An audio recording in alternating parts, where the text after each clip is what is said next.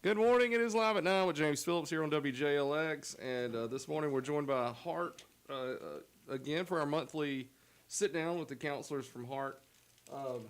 Anthony Sellers and Tiffany Stewart are in with us today.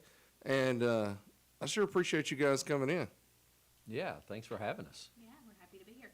Sorry, I had a little echo there. I didn't have it set up right. But all right, now I can hear you good. Yeah. Good to see you guys this morning. And then my beautiful wife, Andrea Phillips, is joining us too. You can Hello. scoot this way a little bit. Don't block. There you go. That's perfect. Guys, this morning I think we're going to talk about a little more. Last time HARTT was here, we talked about seasonal depression and grief during this time of year. And as we roll closer to Christmas, that's definitely something that's going on in people's minds and hearts. Tiffany, you start us off. Of course, you're gonna put me on the spot. Yeah. So last time we mentioned a little more briefly about the holiday triggers, and so I was just coming up with the four top ones, and so the first one, if you guys want to discuss it, is like family dynamics and relationship dynamics that are triggers when we maybe gather with family members that maybe we didn't really get along with that year. We've got grudges, unresolved arguments, and that we feel like everybody's going to be around the same table and those things. And so, how do you guys handle those family members that you have those strained relationships with? Yeah, I think that's a big deal, especially with a lot of the dynamics even I've seen in my family and my extended families. I have extended family who I've always tried to bring in with various traumas or addictions and things like that, and it can trigger a lot of grief trying to navigate their needs and the things they're going through, and can create art. I remember last year I had this situation where I was trying to help a family member, and how the grief just kind of flowed through the whole family in this moment. My family member showed up to our Christmas dinner and was just a wreck. It was just a mess, and even my brother, like, he completely lost his mind over this. Everybody's upset, and we're 3 days from Christmas, and so dealing with those triggers and those dynamics of that, it just turned the whole mood down. And so I don't think there's any family that is really just safe from those moments of that family dynamic and how it can trigger a whole wave of emotions close to it. And I think it's important to acknowledge those things and just acknowledge that not every family's perfect, but you have to have grace and navigate with love, and that makes it hard. Like, how do you not allow those effects of grief to come in when you're navigating those things? You said not every family's perfect. I'd say no family's perfect. Yeah, no, you're right. Like, no family is perfect. And we're all, and it could be something as little as, Aunt so-and-so just gets on my nerves. Mm-hmm, yes. But it could be something major too. Like our family this year, there's so many changes going on. Like I lost my father a few months ago. My mother's battling Alzheimer's, and it's gotten worse since my father died. Mm-hmm. Andrea's mom has just gotten married. So it's all these changes that go on. Our children have gotten older, so Christmas looks different and holidays looks different. And that can all be stressful leading up to these holidays. Yeah, I mean, even so, like, I think about my wife. My wife is the sweetest, most gentle person in the world, and she carries the weight on her shoulders. And during COVID, she lost her mother, and her mother actually went into the hospital like a week before Christmas and then didn't make it to February. Right. And that was back in 2020, and then she passed away in 2021, and we had all of her Christmas presents that we had not opened, and we were navigating how to do that. And then last year, she lost her grandmother on Thanksgiving Day. And so now with the family dynamics is not only do we face just all the family dynamics, but like you said, the changes. Now my wife is still navigating how to do holidays without her closest family. She really, at this point, only has like a couple of aunts and her sister. Yeah. And so I remember her telling me at this time she just feels like an orphan. And so a lot of the things that I focus on is survivor grief, and those are the things that I really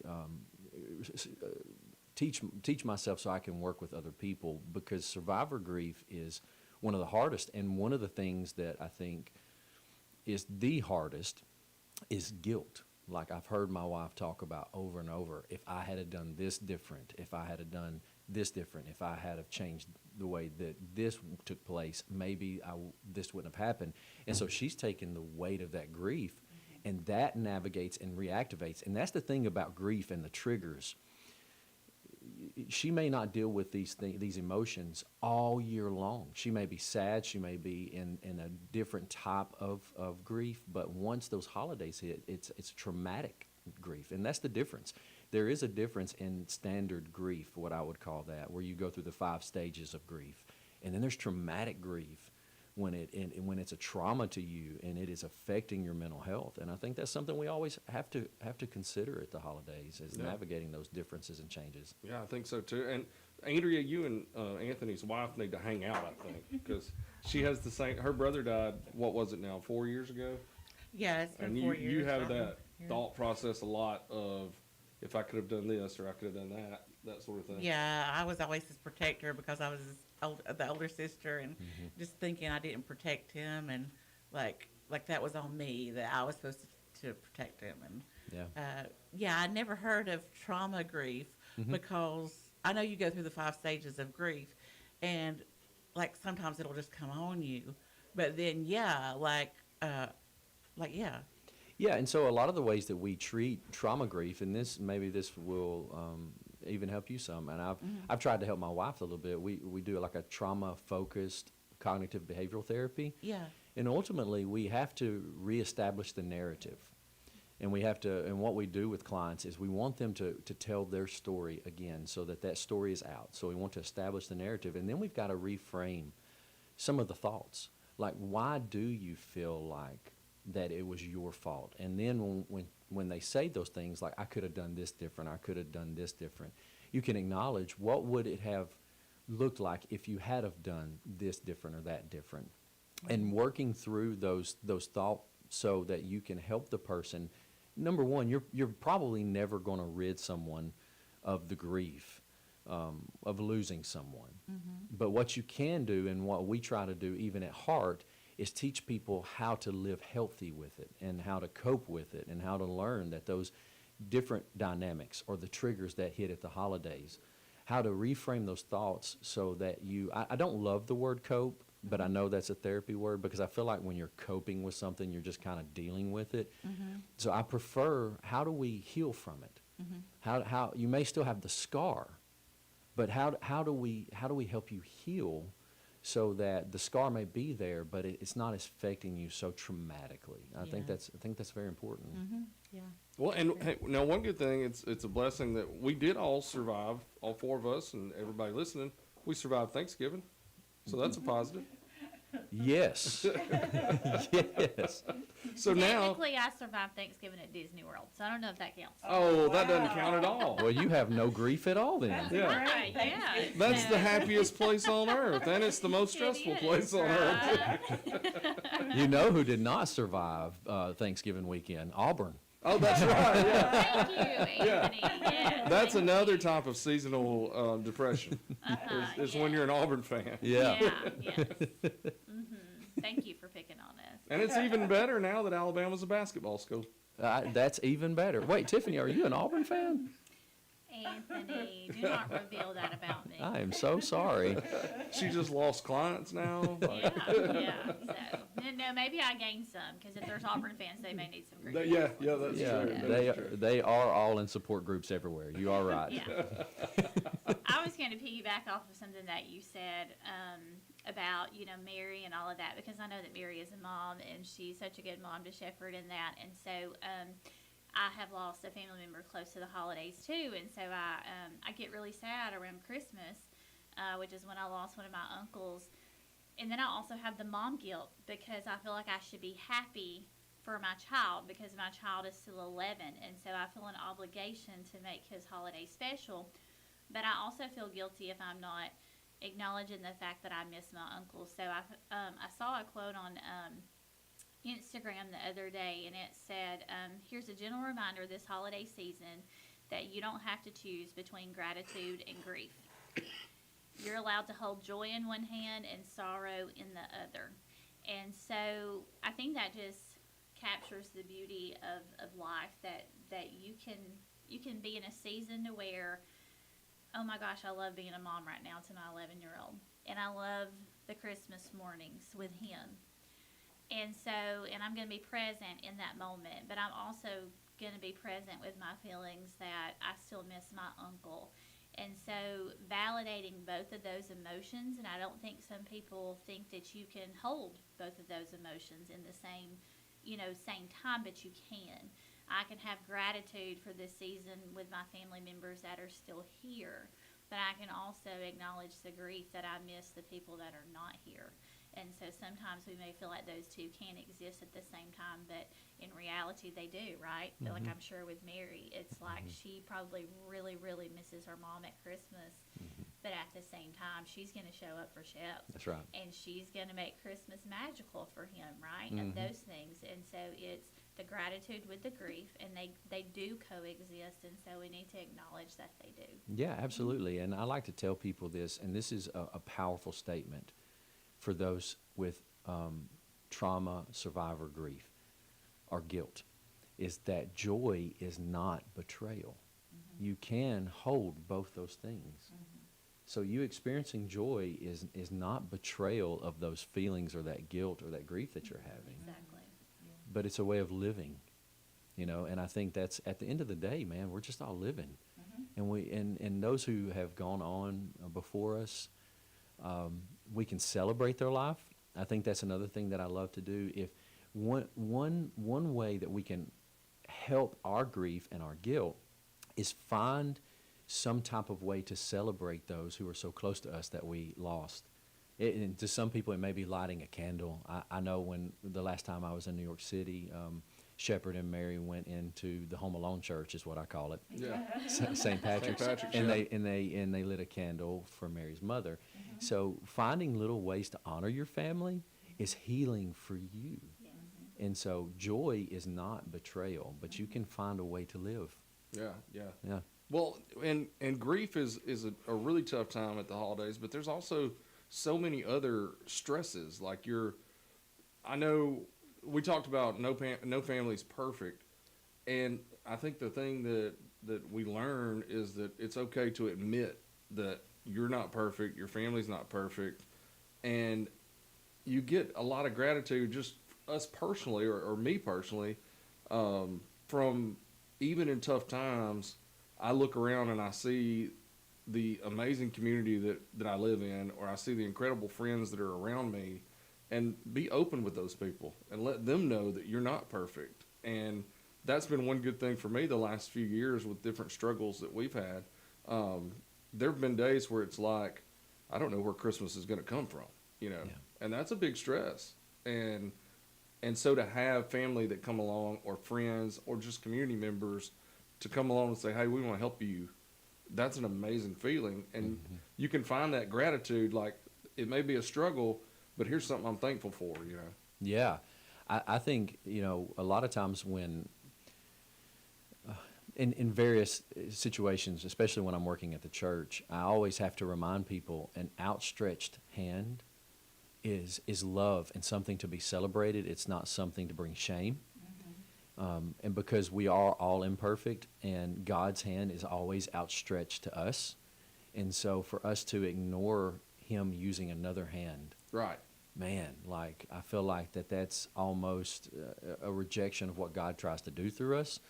But, I really do feel like, for whatever reason, we have to acknowledge the imperfections of ourselves, and that, and even though people have this appearance that they're all together, no one is. Right. No, everybody's struggling. Yeah, and that's one of the things that, and I don't mean to slide off into my church, it's not a plug for that at all, but that's what I've based my whole existence of being a pastor and a leader of HARTT, is that we all are really just trying to live, and no one's perfect.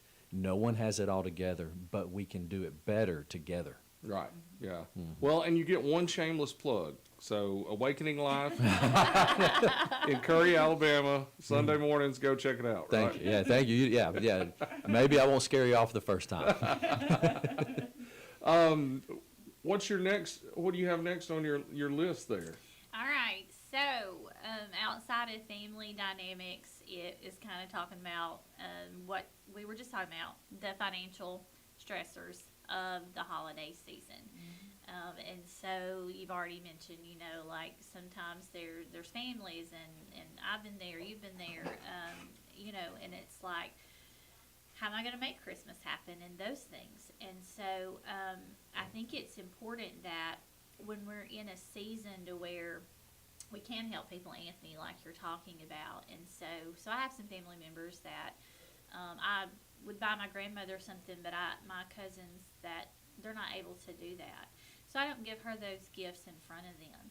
So I think being self-aware is important. And so if giving this gift to your grandmother, your grandfather, your mom, your dad, if that would make your sibling, if that would make your cousin feel less than, then let's do that in a different time, let's do that privately. Because we're not, you should be giving that gift for the right reasons, because you love this person and all of that. And also being mindful that, hey, this may make them feel like, because they couldn't get this gift, and I don't want to make them feel that way. Be empathetic. Put yourself in that family member's shoes that is struggling, or remember how it was when you were struggling and you couldn't give that gift and those things. And so empathy should be 365 days a year. We should always be empathetic, especially during the holiday season, because the emotions are definitely elevated. Mm-hmm. Yeah, I have a couple of things on that. I'm torn on those things because Tiffany is 100% right, and it's the approach is always important, because you don't want people to feel less than or that they can't. You don't want to increase the shame. Right. The shame is another version of traumatic guilt, honestly. Dramatic grief, where they feel like they can't do it. And so I think approach is always good. And I remember the reason I'm torn on it is because I love being able to help people. I don't necessarily, no one ever really knows when I do. And I think that that's a good thing, but just because the Bible says don't let the right hand know what the left hand's doing, right? We should not shout that from the rooftops. Right. But I think about when I was a teenager, we had on the basketball team, there was a kid who couldn't get all the shoes that we all had, right? And I got the team together, and I was like, let's all just pitch in $10 and let's go get him the shoes. And I remember talking to my dad about that, and my dad was like, son, how is that going to make his dad feel? That he couldn't provide, and so that's like the scales. Oh, it's so hard to balance That's so hard, Yeah. You want to do something, and your generous heart wants to make a way, but you have to consider the approach to those things, because you don't want to deepen the shame and that grief. But I'll tell you this, especially at this time of the year, sometimes people just need to know that people see them. Yeah. In these situations. We do, HARTT partnered with several other agencies in Walker County, and the Walker Area Community Foundation and DHR. We all get together and we shop for the kids in foster care every year. And there has been years, this was our 4th year doing that. There's been years it's been like 300 kids. This year we shopped for 75 because the community stepped up. Wow. That's huge, right? That is Huge. yeah. Well, and that's something that I've noticed this year, and I really thought it would be worse. I thought people would have to be, like just scraping the bottom of the barrel to be able to help people. But it's been the opposite, because I think there's been so much out there about people struggling for food or people struggling just money-wise that everyday folks have just stepped up to say, hey, I'm helping these people, and they're not doing it for attention or and I think the people who are receiving help, like you were talking about, it could make them feel bad, but I would hope that it would give them the joy of knowing that somebody notices them. That's right. Noticing is everything. Yeah, and accept that hand out, because if you don't accept it, it's kind of a cliche, but you're taking somebody's blessing away, and you really are. Yeah, Yeah. for sure. Because most people who are giving, they're giving because they want to, and they're giving because it makes them feel good. So don't take that feeling from them either. That's you know? right. And you have to guard against that. I want to say the thing that sticks out to me when doing those shopping is that people are hurting in different levels. And like one of the things that came across while we were shopping, we had a 17-year-old girl, and we have lists that we go. And when I was bagging up laundry detergent and rags Yeah. for Christmas, I want to say this about Walker County. Regardless of what anyone says about our home, we got a good home. Oh, yeah. And people have risen up. It's an amazing place that we get the, when the television stations come here, they usually come here for something bad. Mm-hmm. But this place is the best community I could imagine living in. Yeah, and people have rose to the occasion. And accepting a handout from people who are saying, I see, I notice, I'm with you. We can't deny that. That's incredible. Right. And that doesn't happen everywhere. No. I saw you guys had the Giving Tuesday last week and the luncheon and everything that was going on, and I thought it was great that we could highlight some of the nonprofits that are doing things. And the Community Foundation is always involved in so many things, and every community doesn't have that number of organizations and people. Yeah. No, that was incredible. And those 6 nonprofits that they highlighted are making huge change. And it's I was thankful to be a part of that. Yeah. And the foundation, the Walker Area Community Foundation, they are the life-changing agent of this community. Right, definitely so. I'm going to take a quick break right now. I want to remind everybody that we're talking to Anthony and Tiffany from HARTT. We're going to take a quick break. We'll be right back on Live at 9 here on WJLX.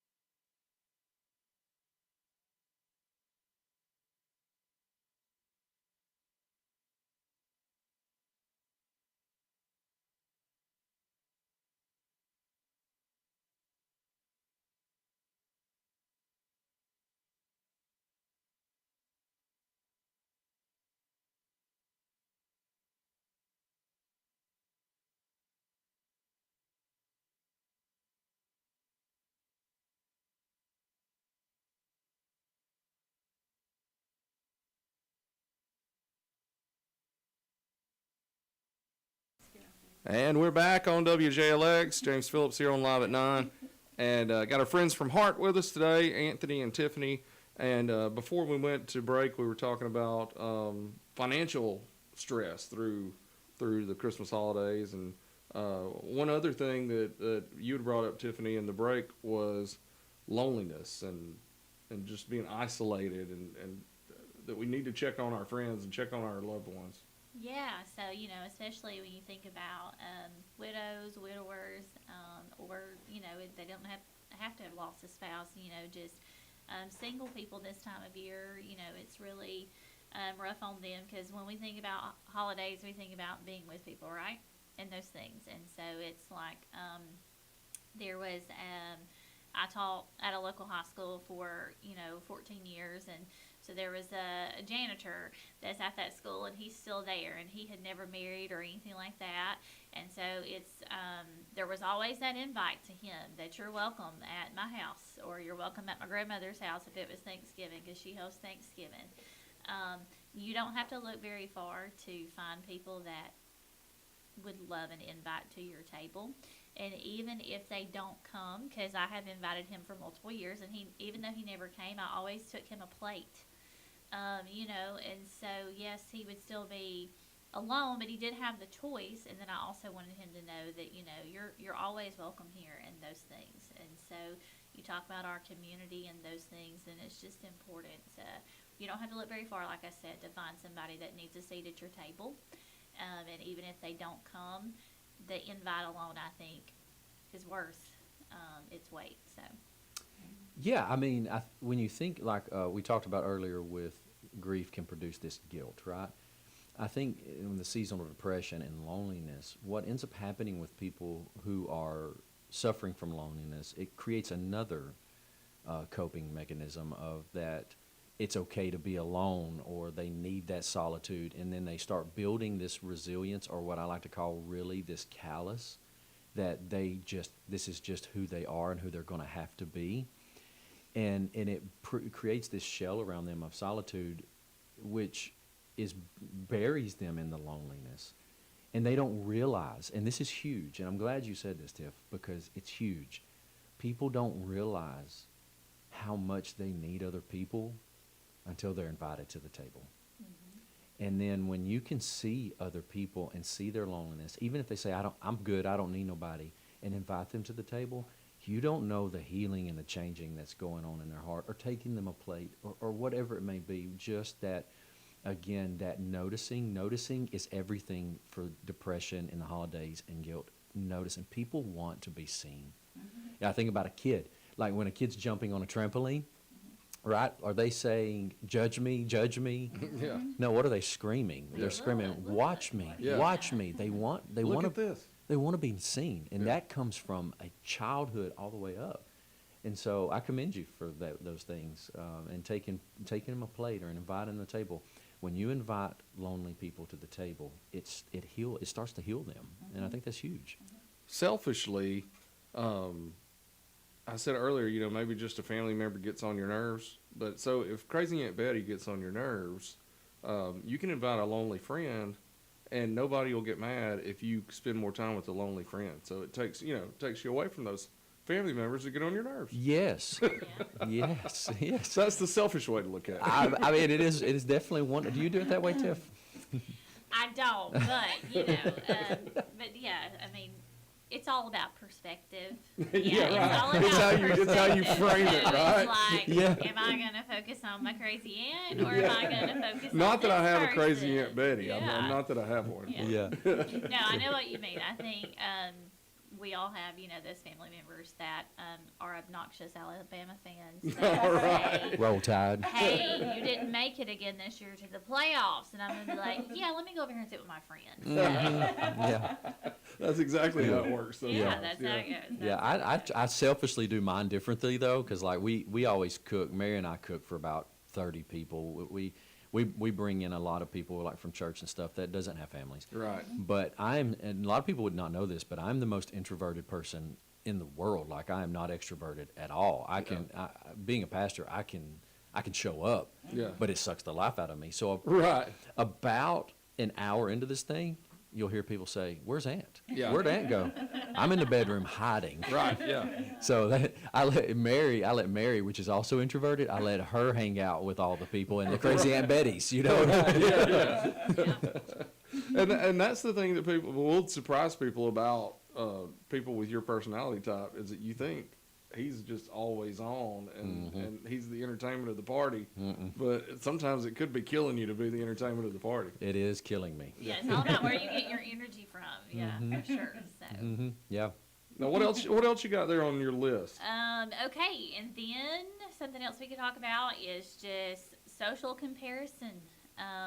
Thankfully, I grew up in my childhood and all this, and I didn't have social media and all of this, and so now I know you guys, you know what your neighbor bought their family and, Right. and bought their wife and those things, and so that's really hard for some people to see that, and so it ties back into that, like you feel inadequate, like I haven't done enough or I haven't bought enough and those things, and so again, it goes back in that word we said a minute ago, that perspective. Yeah. You know, what is this holiday season about for me and my family? What is it supposed to represent? You know, is it about consumerism? And, you know, we do live in this wonderful country, but we have a lot of consumerism, right? And the social media highlights that, especially this time of year. And so it's, if you know that's going to be hard for you to see what everybody else has, then I definitely, it's okay for you to take a 3 or 4 day break from social media. I know that's rough and controversial, but you know, I No. do that. Yeah.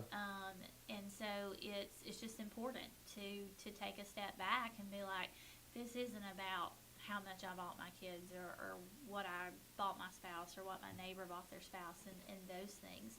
And so don't get caught up in that because your emotions will take over, and it's just not going to produce nice thoughts. Yeah, social comparison is the enemy of true living, in my opinion. And I think so there's a couple of things that goes along with this, and I have to check myself on it, right? So Mary, I mentioned Mary goes through this grief really, really bad this time of year. So I'm like, baby, whatever you want. You just point to it. And so the enemy I have is social media because she's like, ooh, that and that and that. she doesn't She's really. sending all the links, right? But it really doesn't build any value. And if you're not careful, what I'm actually doing is just band-aiding that grief and saying, I see you're grieving. Let me just stimulate that feeling with more social comparison or materialism or consumerism. And even funny story to that, to show that it bears no value. My son's on the, Shepard's on the fishing team, and we're struggling a little bit with this. It's hard. They do fishing in the winter, which is... Yeah, it's cold outside. Yeah, I was on the water Saturday, and it felt like it was 20 degrees with the wind blowing 20 miles an hour. It's miserable.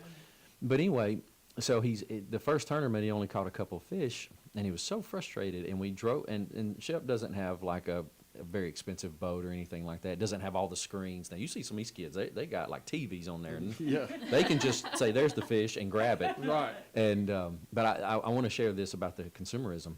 He's like, Dad, I can't catch the fish because I don't have the screens, and we don't have an $80,000 boat, and we don't have this, and we don't have this. And so my boat died, like as we were going back to the dock, dead, D-E-D, dead. You know what I'm saying? It's dead. And so I'm sitting there, and I'm like, he's like, what are we gonna do? I told you that we had to have nice things, and he's grieving, right? You know?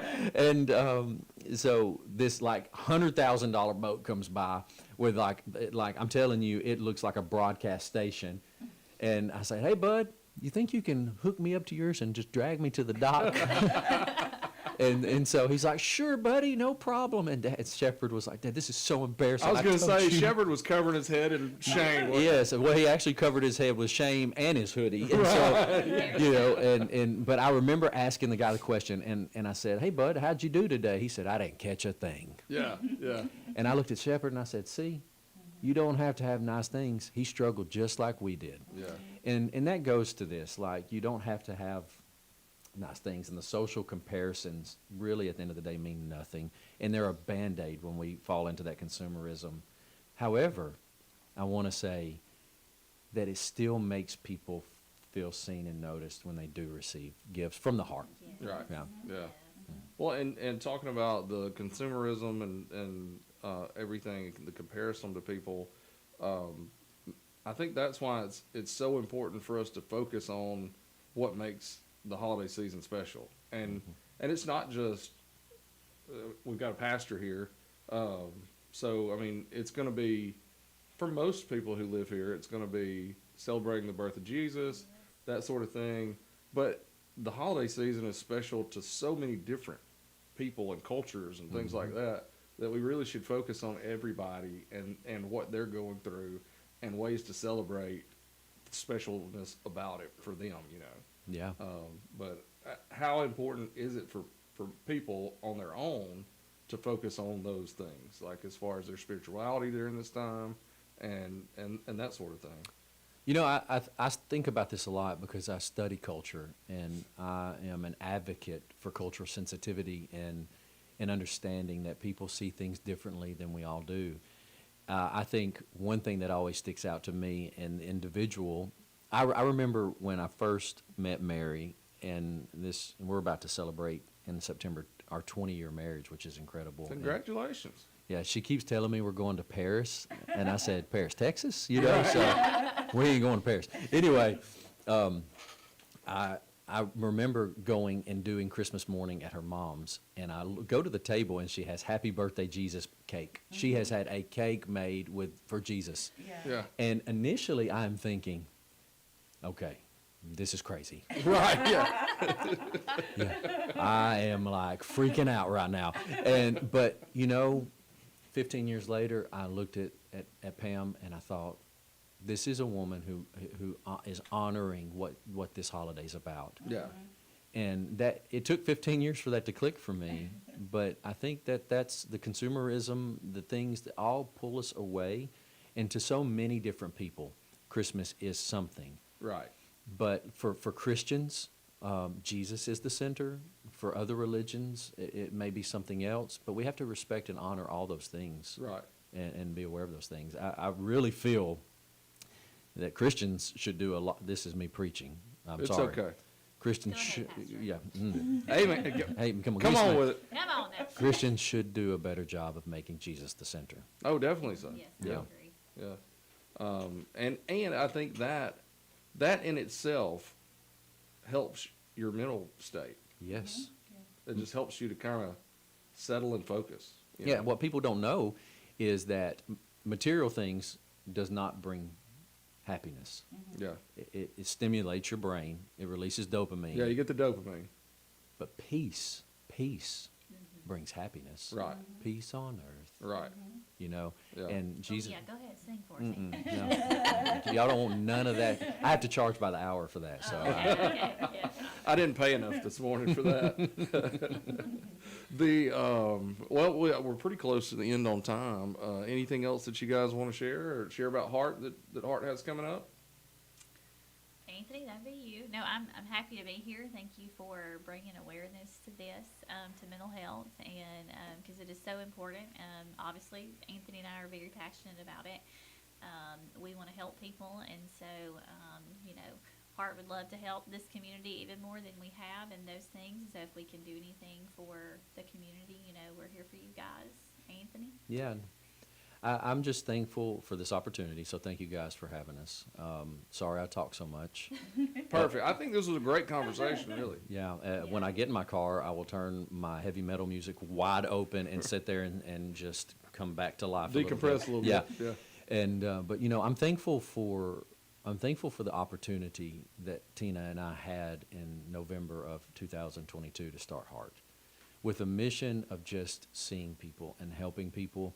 And that mission, we talk about this all the time, is legacy. We know there'll be a day that she and I will not be able to be a part of HARTT, but we want HARTT to live forever with the same mission of noticing, seeing, hearing, caring, all people. It doesn't matter what culture you come from, what lifestyles you live. It doesn't matter the things that you're facing. We want people to know that HARTT is always, always there for them. Yeah. And HARTT has done an incredible job in its short time, for sure. And we appreciate, from the community, we appreciate you guys and what you do, for Yeah, sure. I appreciate that. And hope you guys have a Merry Christmas. Yeah, Yeah. you too. Oh, you do have one other thing too, though. Do you have a giveaway going on? I put that on our social media this morning. Sign up for the newsletter. Where do they need to go to sign up for the newsletter? Uh, Website. You can go to the HARTT website, which is heartcounseling.org. Tina knows more about the giveaways. That Right. is her specialty. Right. $50 gift card. Yeah, for $50 gift card. Anybody needs $50 right now. Yeah, it was a $50. Yeah, I think it's a $50 gift card. You go to the HARTT website, sign up for the newsletter, and then they'll draw, and then they'll post it on the Facebook page about who won. I And think they're it's gonna- on December the 15th is when we're drawing for that. Yeah. Yeah. Okay, awesome. Yeah, I saw that was the drawing date this morning. I just have one question. Will y'all come to our family gathering? Yes, yes. We are inviting you. Yeah, can anybody invite you guys just to come over to kind of referee the family gathering? Yes, but I I'm will plan bringing to wear my Marion Auburn Shepherd. shirt. That way your family can pick on me, okay? How about that? There's always got to be that one. One. Pick on her. Well, again, thank you guys for coming in. Thanks everybody for listening this morning. Tomorrow we'll be back on live at 9. Until then, be kind and love, and we'll see you tomorrow live at 9 on WJLX.